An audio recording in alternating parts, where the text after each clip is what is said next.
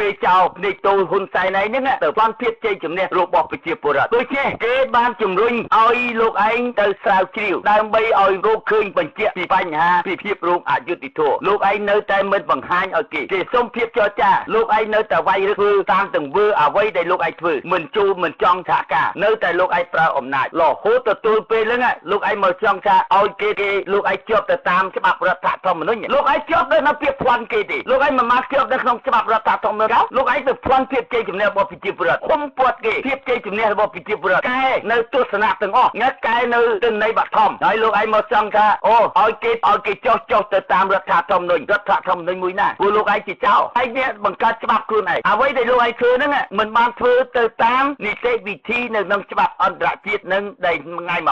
$23.91លោកឯងអត់បានយកមកប្រើលោកឯងយកអំណាចច្បាប់ចោលហើយយកមកនិយាយជាអំណាចថាខ្លួនឯងជាមានអ្នកមានច្បាប់លោកឯងយកច្បាប់ពីចំណុចណាមករយៈកាលតាំងពីសភាលោកឯងមានច្បាប់សភាលោកឯងធ្វើខុសនីតិវិធីច្បាប់ទាំងអស់តែបែរជាលោកឯងយកពីច្បាប់រដ្ឋធម្មនុញ្ញចុះទៅច្បាប់រដ្ឋធម្មនុញ្ញមានច្បាប់គេហៅថាឲ្យលោកឯងទៅប្លន់ទេច្បាប់រដ្ឋធម្មនុញ្ញមានច្បាប់ឲ្យលោកឯងទៅប្លន់សភាទេច្បាប់រដ្ឋធម្មនុញ្ញមានឲ្យលោកឯងទៅប្លន់ភាពជ័យជំនះរបស់ប្រជាពលរដ្ឋទេដូចជាអំណាចលោកឯងកុំឲ្យយកអំណាចយកមកនិយាយឲ្យមកតាំងខ្លួនឯងជាអ្នកដែលត្រឹមត្រូវអ្វីក៏ដោយលោកឯងជាមេចៅអគ្គមហាសេនាបតីមេចៅភ្នែកតូហ៊ុនសែនឥឡូវប្រជាពលរដ្ឋដឹងពីទង្វើប្រៃសៃទង្វើអាក្រក់ដែលមុខលោកឯងបំរើយួនសម្លាប់ម៉ែគ្មានជំហរណាមួយមកឆន្ទៈមកលើដើម្បីផលប្រយោជន៍ជាតិទេលោកឯងផលប្រយោជន៍ដើម្បីឲ្យតែដង្កើងយួនសម្លាប់ជាតិខ្លួនឯងលោកឯងនេះណាមិនមែនគេហៅថាអញ្ចឹងហើយបានថាមុខខ្មែរទេតែគួរយួនបំរើយួនសម្លាប់ខ្មែរនេះដែលសបញ្ជាក់ឲ្យឃើញថាជាទង្វើប្រៃសៃនេះខ្ញុំបញ្ជាក់ឲ្យបានច្បាស់លាស់បាទខ្ញុំអ៊ីកំសែង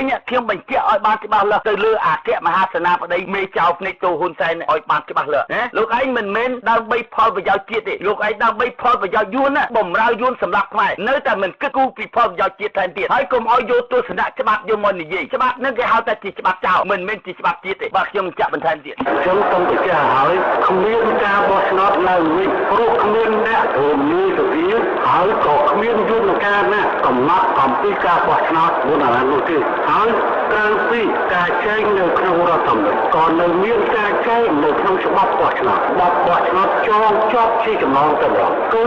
នៅរៀងរាល់ថ្ងៃអាទិត្យរៀងរាល់5ឆ្នាំម្ដងនាថ្ងៃអាទិត្យខែកក្កដានាសប្តាហ៍ទី4ខែកក្កដាត្រូវធ្វើការបោះឆ្នោតដូច្នេះមកខាងរដ្ឋធម្មនុញ្ញចងមិនឲ្យមានណាគឺរំលាយសភាខ្លួនឯងក៏អត់មានសិទ្ធិរំលាយសភាទេលោកឯងបើខ្លួនចង់រំលាយសភាខ្លួនឯងតើតើខ្លួនឯងរំលាយរដ្ឋាភិបាលរាជរដ្ឋាភិបាលទីនោះក្នុងរយៈពេល12ខែអញ្ចឹងចំណុចនេះសូមអ្នកតវ៉ាមើលឲ្យច្បាស់គ្មានអ្នកណាមានសិទ្ធិអស់ឥឡូវនិយាយដល់រឿងបាត់ឥឡូវខ្ញុំបញ្ជាក់ពីអគ្គមហាសេនាបតីមេចៅនីតូហ៊ុនសែនឲ្យច្បាស់លាស់លោកឯងនិយាយថាគ្មានអ្នកណាមានសិទ្ធិឲ្យបោះឆ្នោតឡើងវិញសាថ្មីតើលោកឯងមានថាមានលោកឯងមានច្បាប់មានសិទ្ធិឯណាឲ្យលោកឯងទៅប្លន់សភាជាតិតើឲ្យមានលោកឯងមានសិទ្ធិឯណាទៅឲ្យថាទៅប្លន់ភាពជ័យជំនះរបស់ប្រជាពលរដ្ឋតើលោកឯងមានច្បាប់ហ្នឹងទេ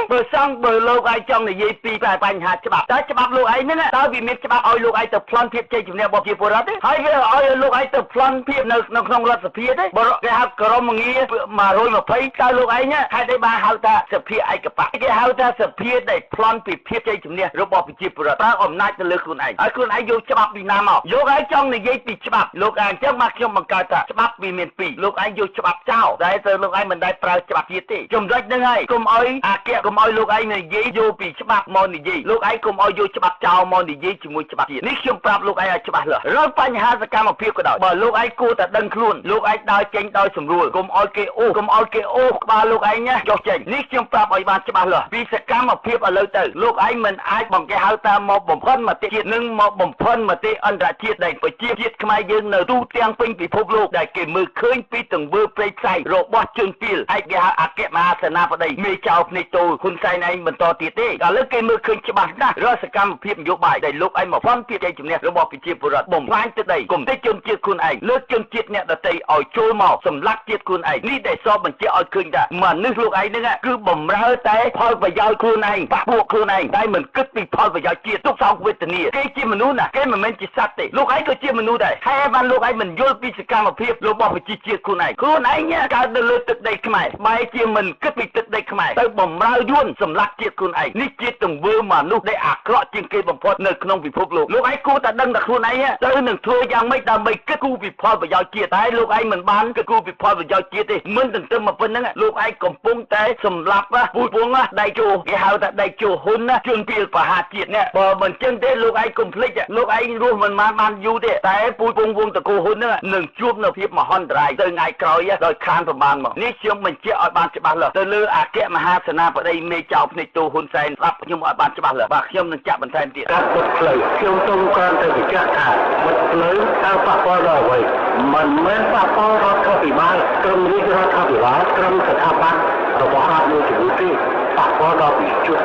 ជាទង្វើខុសច្បាប់ខ្ញុំសូមថ្នាក់តែនេះគឺជាវិធានការដែលរាជរដ្ឋាភិបាលនឹងឆ្លើយតបតាមផ្លូវច្បាប់ហើយវាគ្មានជំរឿនណាផ្សេងក្រៅពីនោះទេសូមប្រជាពលរដ្ឋជៀសឲ្យឆ្ងាយអំពីទង្វើអំពីរឿងឲ្យមានការបិទផ្លូវគឺជាការបិទឈាមខ្លួនឯងសូមបញ្ជាក់អំពីបញ្ហានេះរាជរដ្ឋាភិបាលមានការអត់ធ្មត់គោរពសិទ្ធិរបស់ប្រជាពលរដ្ឋក្នុងការធ្វើបាតកម្មដោយសន្តិវិធីប៉ុន្តែរាជរដ្ឋាភិបាលនឹងមិនយល់ព្រមណាមួយអំពីបញ្ហាទាក់ទិនជាមួយនឹងការដែលជាទង្វើខុសច្បាប់បង្កអសន្តិភាពសម្រាប់ប្រជាពលរដ្ឋដូចនេះសូមបញ្ជាក់ជូនឲ្យអំពីចំណុចនេះយើងមិនអាចទទួលយកបានលើទង្វើណាក៏ដោយចុះដែលទាក់ទងទៅនឹងការបំផ្លាញសន្តិសុខ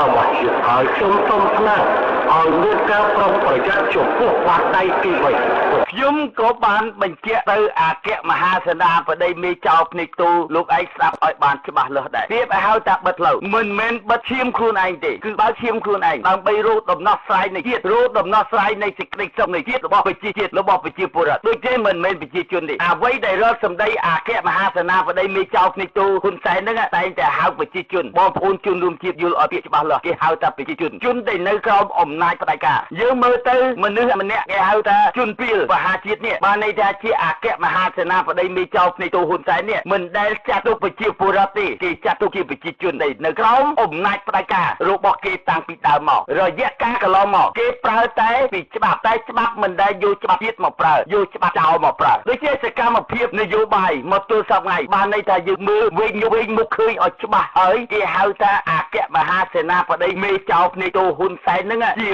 មេឃាតករជាមេសម្លាប់ប្រជាជាតិខ្មែរយើងជាអ្នកដែលរំលាយជាតិខ្មែរយើងឲ្យផុតពីភាពនៅក្នុងពិភពលោកដូចជាទូនាទីមុខវាហ្នឹងបំរើតែយួនសម្លាប់ជាតិខ្មែរយើងដូចជាចំណុចហ្នឹងហើយដែលយើងឃើញមើលពីទង្វើផ្លេចផ្សាយសកម្មភាពដែលវាធ្វើលោកបើសិនជាលោកឯងនិយាយគេហៅថាបិទលើប្រជាពលរដ្ឋនេះជាកំហឹងនៅការឈឺចាប់រស់នៅអត់មានន័យទេព្រោះបងប្អូនប្រជាពលរដ្ឋតែកើតមករស់នៅលើគំនោសម្រាមប្រជាជាតិខ្មែរយើងបែកបាក់ប្រប្រាស់បងប្អូនកូនចៅចំណាក់ចោលស្រុកសល់តែចាស់ជរានៅតាមភូមិស្រុកទុកសោកវេទនារបស់ប្រជាពលរដ្ឋសកម្មភាពទាំងអស់ហ្នឹងធ្វើឲ្យអំពើព្រៃផ្សាយយើងខ្លាំងខ្លាណាស់ចំណុចអស់ហ្នឹងហើយខ្ញុំបានបញ្ជាក់ទៅអគ្គមហាសេនាបតីមេចៅភ្នែកទូលោកឯងឲ្យបានច្បាស់លាស់ទន្ទឹមនឹងពេលហ្នឹងយើងមិនខ្លាចទេបាតដៃទី3បើលោកឯងចង់ចេញបាតដៃទី3ហ្នឹងនេះជាអកតកម្មមនុស្សជាតិបង្កសង្គ្រាមនៅលើលោកយើងហើយនឹងក៏លោកឯងសម្លាប់ដោយខ្លួនឯងដែរលោកឯងទៅយល់បើសិនជាលោកឯងអ្នកដែលនិយាយពីច្បាប់លោកឯងដឹងពីច្បាប់អន្តរជាតិយ៉ាងម៉េចបើសិនជាលោកឯងហ៊ានប្រើបាតដៃទី3នេះខ្ញុំបញ្ជាក់ប្រាប់អគ្គមហាសេនាបតីមេចៅភ្នែកទូលោកឯងឲ្យបានច្បាស់លាស់អំណាចប្រជាពលរដ្ឋលើកនេះមិនមែនប្រជាជនក្រោមអំណាចផ្ដាច់ការរបស់លោកឯងអស់រយៈពេល34ឆ្នាំហើយទន្ទឹមនឹងពេលហ្នឹងការឈឺចាប់របស់ប្រជាពលរដ្ឋអត់នៅស្ងៀមទេសុខចិត្តដំណក់ឈាមចុងក្រោយរស់នៅអត់ន័យតែស្លាប់វិញប្រសើរជាងដែលដើម្បីការពារបូរណភាពទឹកដីប្រសើរជាជាងឲ្យអាជនពីលអាជនទូយុះអាជនគេហៅថាជាបាតសង្គមធ្វើឲ្យបំរើយួនសម្រាប់ខ្មែរធ្វើឲ្យសង្គមជាតិជួបនៅភាពមហន្តរាយវិនិច្ឆ័យគ្រប់បំណែកនេះជាទំហំនៃការឈឺចាប់របស់ប្រជាពលរដ្ឋរស់នៅក៏អត់ន័យបើសិនជាលោកឯងប្រើបាតដៃទី3បាតដៃហ្នឹងខ្ញុំនឹងតស៊ូលុះលក្ខណៈបញ្ចប់នៅចុងក្រោយឲ្យរហូតទៅដល់អន្តរជាតិមើលឃើញពីទង្វើផ្លេចផ្សាយនេះគេហៅអាជនពីលកាដាហ្វីទី2ហ៊ុនសែនចង់បញ្ចប់ខ្ញុំអ៊ីកឹមសេងជាអ្នកវិភាគនយោបាយជាអ្នកការពារជាតិជាអ្នកគ្រប់គ្រងគណៈបកសង្គ្រោះជាតិក្រៅប្រ 1000លោកឯងអាចទំនាក់ទំនងជាមួយខ្ញុំបានលេខទូរស័ព្ទ+61 403 502 400គុតស្កែបរបស់គឹមស្កែបគឹមសេងអ៊ី59តែខ្ញុំបញ្ជាក់ប្រាប់អគ្គមហាសេនាបតីមេចៅភ្នែកតូចជនពីលទូយុបាតសង្គមលោកឯងឲ្យច្បាស់លាស់បើសិនជាលោកឯងនៅតែហ៊ានទៅប្រើពីទង្វើភាពព្រៃផ្សៃដំណក់ការឈាមចុងក្រោយនៅតែតស៊ូដើម្បីការពារបូរណភាពទឹកដីការពារទឹកដីខ្មែរមិនឲ្យជនទូយុលោកឯងមកបំផ្លាញជាតិបន្តទៅទៀតទេបាទសូមអរគុណ